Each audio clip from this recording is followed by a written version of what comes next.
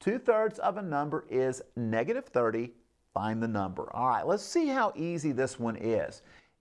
Many of you would say, well, that sounds like pre-algebra. It really is. It really is.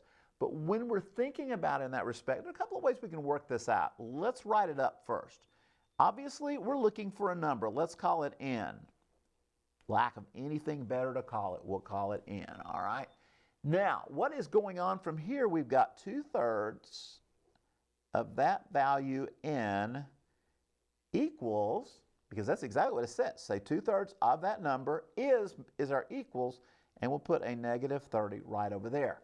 Straightforward, straightforward. You pretty much read it left to right, you're in business. You're in business when it comes to setting up and going to words. By the way, we're going to be working on that for the next few Fridays on our specialized segments, basically going from words to symbols and words to equations, all right?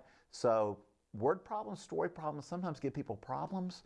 No pun intended, of course. But the thing is, once you get through the verbiage of it, the verbal part, doing the math is usually pretty easy. Once you get the setup, you rock and roll right through it, all right? We're going to be working on that some for the next 2 or 3 Fridays. So tune in on specialized segments, all right? Now, let's go back here to the 2/3 of a number is negative 30. I have got a nice situation I want to clean up here. And first of all, I've got a 2 and a 3 that neither one belong here. I can clean them out in one step with 3/2. I can also take care of one at a time. You say, one at a time, what do you mean, Ernie? Well, let's go ahead and play with the 3. The 3 is hooked in by division.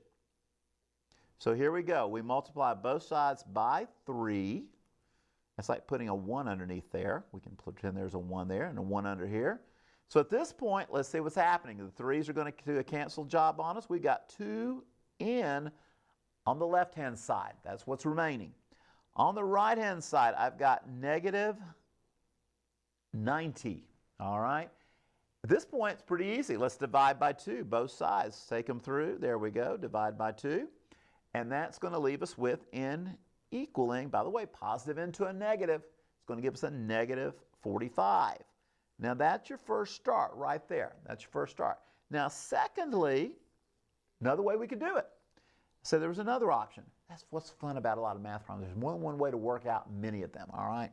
Sometimes there's an easier, sometimes it's not so easy. I think this probably is the easier way to work this one out. But let's take a look at one that moves a little faster, all right? 2/3 n equals negative 30. And what we're going to do, we're just going to take and use the reciprocal. I'm going to go ahead and put a 1 underneath there. Since we did that earlier, we'll do it here.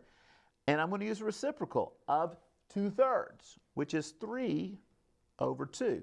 And I'm going to multiply the negative 30 by 3/2. This is, again, the multiplication property of equality. We are going to clean up by using the reciprocal. We're going to multiply by 3/2 to both sides, Watch the 2's go away. Watch the 3's go away. Watch the n appear all by itself, which is what we want, to find. And the 2 will cancel into the 30, goes 15 times. And 15 times 3, hey, same value, same answer. N equals negative 45. So again, both methods give you the same answer. And by the way, 2/3 of a negative 45 is going to give us negative 30. For more math help, visit TNLearn.org.